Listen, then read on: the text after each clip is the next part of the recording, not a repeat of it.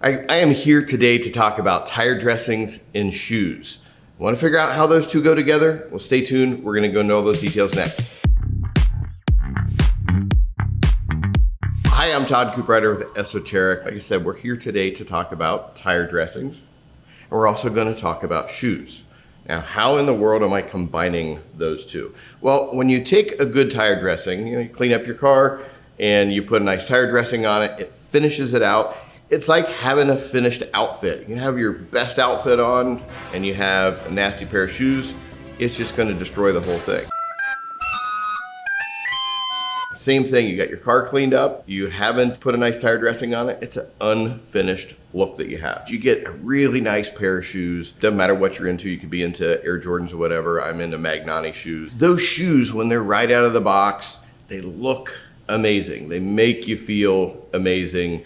They will set off any kind of outfit that you have on there. But it's not gonna take long before they start getting a little bit beat up and they're not going to look nearly as good. You know, everybody asks about durability. In the grand scheme of things, a tire dressing is not going to last that long. There's a lot of variables involved with it. But the tire dressing, when you first put it on, it's going to look fantastic. But if you're expecting a tire dressing to still look that fresh look after a couple of weeks, you're going to be disappointed in whatever kind of product that you use. Shoes, they come in a wide variety of prices. You can spend $500, $700 on a pair of shoes. You can go spend $30 or $40 on a pair of shoes. They both do the same thing, but they're going to make you feel a little bit different. They're going to look a little bit different. They have difference in materials that they're using, build quality, everything in between. You go into the higher end shoes, smaller factories, smaller workforce. They're not making nearly as many.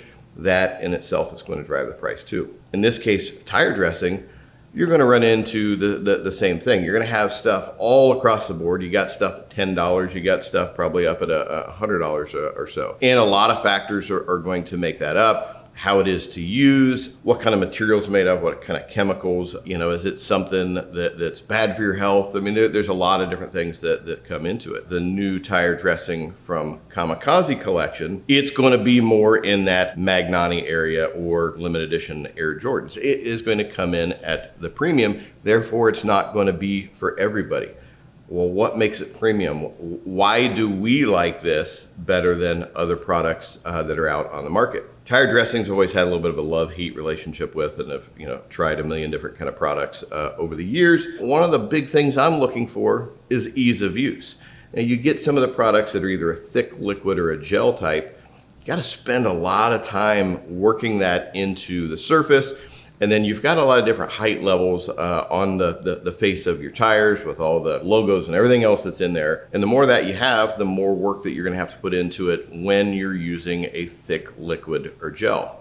I want something that's easy to use. What I like about this is it's a very liquid type product. I spray it into our foam applicator here. It's very liquid. It goes onto the surface super easy. It gets down into all those cracks and crevices and doesn't require a whole lot of effort. Speaking of looks, that's another thing that I'm looking for, a very specific look. And you may be looking for something different, which is completely fine. We have other products that may go for more of a shine. This is more of a natural or satin finish. It's there to enhance the looks and the texture of the rubber on your particular tire. If you want a real brilliant shine, this is not gonna be for you. The other thing I like about this is it dries to the touch. This stuff, it uses the same carbon nanotube technology that a lot of their coatings do, and it's bonding to the surface. It's not just something that's sitting on top. So once this goes on and bonds and cures, it's going to be dry to the touch. That benefits you a couple of ways. One,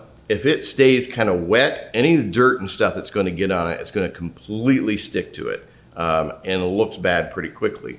You're not going to have that with something that dries to the touch. The other big thing is, it's not going to fling all over the car. We've all seen cars, maybe it's a brand new detailed white car or something, and you look and there's just these black specks everywhere on it. That's that gooey, silicone-y kind of tire dressing that's just going to get everywhere. You're not going to have that with this. Just like everything else in detailing, especially when using some kind of topical solutions, protectants, whatever, the prep is really important. So we want to make sure that when we're washing the car and doing the wheels, we thoroughly scrub the tires. You can use a tire cleaner like, Gion has a good tire cleaner that's going to get everything off of that surface. That way it's going to bond to it. Use our foam applicator, spray a little bit right into the applicator. I prefer that than doing it on the tires itself. This comes out as a fine mist, but a pretty wide pattern, and you end up getting it all over the faces of the rims, or you get it on the body panel. Remember, this stuff bonds to the surface. So if you get it on the faces of the wheels, or you get it on the body panels, you need to make sure that wipes off because it can bond to there too, and then you have a mess later on. You want to go on a thick enough application where it's easy, but not so thick that it's running down the side of the tire. Now, you have a couple of choices here. You want a little bit more sheen in there.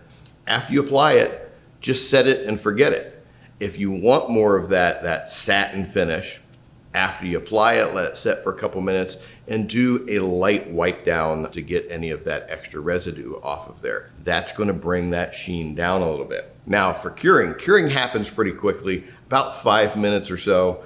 So you want to give it at least that amount of time before you go and drive the car. Then, maintaining, like I said, your durability is going to be all over the place depending on how much you're driving your car, how much you're washing your car, what kind of weather you're driving in, and everything else. But chances are, if you go to wash the car in another week or two, you shouldn't need to go through that deep cleaning process on your tires like you did from the start.